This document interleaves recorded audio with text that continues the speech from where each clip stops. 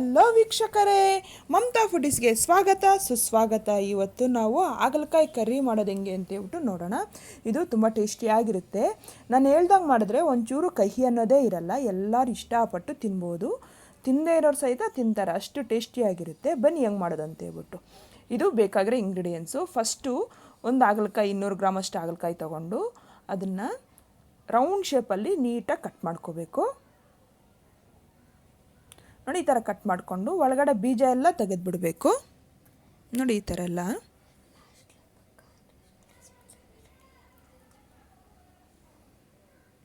ನೋಡಿ, ಈಗ ಈ ಥರ ಎಲ್ಲ ತಗೊಂಡು ಈಗ ಇದಕ್ಕೆ 1 ಟೇಬಲ್ ಸ್ಪೂನು ಉಪ್ಪು, 1 ಟೀ ಸ್ಪೂನಷ್ಟು ಅರಿಶಿನ ಹಾಕಬೇಕು.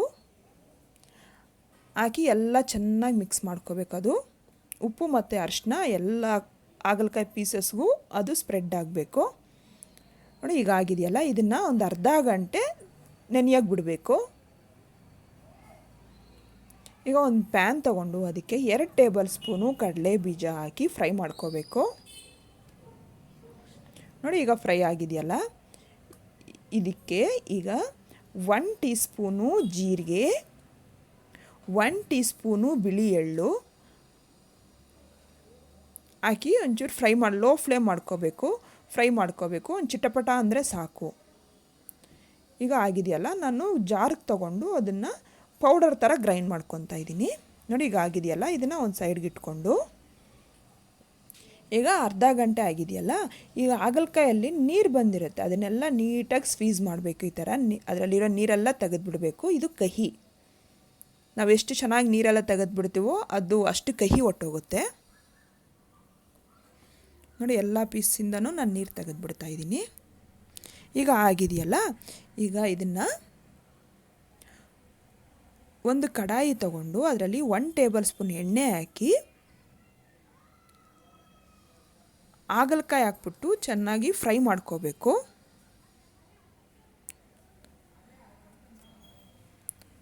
ನೋಡಿ, ಈ ಥರ ಅದು ಲೈಟಾಗಿ ಕ್ರಿಸ್ಪಿಯಾಗಿ ಬರಬೇಕು. ಈಗ ಫ್ರೈ ಆಗಿದೆ, ಇದನ್ನು ಒಂದು ಸೈಡ್ಗೆ ಇಟ್ಕೊಂಡು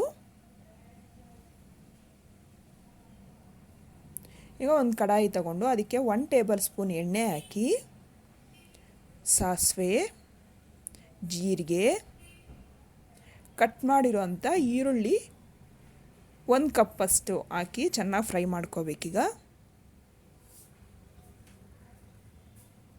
ನೋಡಿ, ಈಗ ಫ್ರೈ ಆಗಿದೆಯಲ್ಲ, ಈಗ ಇದಕ್ಕೆ ಕಟ್ ಮಾಡಿರೋಂಥ ಟೊಮೊಟೊ 1 ಕಪ್ಪಷ್ಟು ಹಾಕಿ ಚೆನ್ನಾಗಿ ಫ್ರೈ ಮಾಡ್ಕೋಬೇಕು. ಅದು ಟೊಮೊಟೊ ಎಲ್ಲ ಮೆತ್ತಗಾಗಬೇಕು. ಈಗ ಆಗಿದೆಯಲ್ಲ, ಈಗ ಇದಕ್ಕೆ 1 ಟೇಬಲ್ ಸ್ಪೂನು ಅಚ್ಚ ಖಾರದ ಪುಡಿ, 1 ಟೇಬಲ್ ಸ್ಪೂನು ಧನಿಯಾ ಪುಡಿ,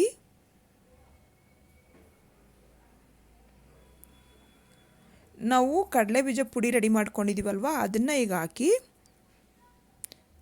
ಸಾಲ್ಟು ನೋಡ್ಕೊಂಡು ಹಾಕ್ಕೋಬೇಕು. ಹಾಕಿ ಎಲ್ಲ ಚೆನ್ನಾಗಿ ಮಿಕ್ಸ್ ಆಗೋ ಥರ ಫ್ರೈ ಮಾಡ್ಕೋಬೇಕು. ಈಗ ಇದಕ್ಕೆ 1/4 ಲೀಟ್ರಷ್ಟು ನೀರು ಹಾಕ್ಬಿಟ್ಟು ಎಲ್ಲ ಚೆನ್ನಾಗಿ ಮಿಕ್ಸ್ ಮಾಡ್ಕೋಬೇಕು. ಈಗ 1 ನಿಂಬೆಹಣ್ಣು ಗಾತ್ರದಷ್ಟು ಹುಣಸೆ ಹಣ್ಣನ್ನು ಈ ಥರ ಜ್ಯೂಸ್ ತೊಗೊಂಡಿದ್ದೀನಿ ನಾನು, ಅದನ್ನು ಹಾಕಬೇಕು. ಹುಣಸೆಹಣ್ಣು ಜ್ಯೂಸು ಹಾಕಿ ಇದು ಹಾಗಲಕಾಯಿ ರೆಡಿ ಮಾಡ್ಕೊಂಡಿದ್ದೀವಲ್ವ, ಹಾಗಲಕಾಯಿ ಹಾಕ್ಬಿಟ್ಟು ಚೆನ್ನಾಗಿ ಮಿಕ್ಸ್ ಮಾಡ್ಕೋಬೇಕು. ಈಗ ಮಿಕ್ಸ್ ಆಗಿದೆಯಲ್ಲ, ಬೆಲ್ಲನ 1 ಇಂಚಷ್ಟು ಹಾಕ್ತಾಯಿದ್ದೀನಿ ನಾನು.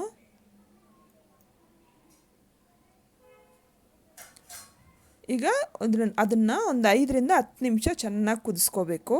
ನೋಡಿ, ಈಗ ಆಗಿದೆಯಲ್ಲ, ಕೊತ್ತಂಬರಿ ಸೊಪ್ಪು ಒಂದು ಸ್ವಲ್ಪ ಹಾಕ್ಬಿಟ್ಟು ಚೆನ್ನಾಗಿ ಮಿಕ್ಸ್ ಮಾಡ್ಕೋಬೇಕು. ಇಷ್ಟೇ, ಆಂಧ್ರ ಸ್ಟೈಲ್ ಹಾಗಲಕಾಯಿ ಕರ್ರಿ ರೆಡಿಯಾಗಿದೆ. ನೀವು ಮನೇಲಿ ಟ್ರೈ ಮಾಡಿ. ಇಷ್ಟ ಆದರೆ ಲೈಕ್ ಮಾಡಿ, ಶೇರ್ ಮಾಡಿ, ನನ್ನ ಚಾನಲ್ಗೆ ಸಬ್ಸ್ಕ್ರೈಬ್ ಮಾಡೋದು ಮಾತ್ರ ಮರಿಬೇಡಿ. ಕಾಮೆಂಟ್ ಬಾಕ್ಸಲ್ಲಿ ಹಿಂಗೆ ಬಂದಿದೆ ಅಂತ ಹೇಳ್ಬಿಟ್ಟು ಕಾಮೆಂಟ್ ಬರೆದು ತಿಳಿಸಿ.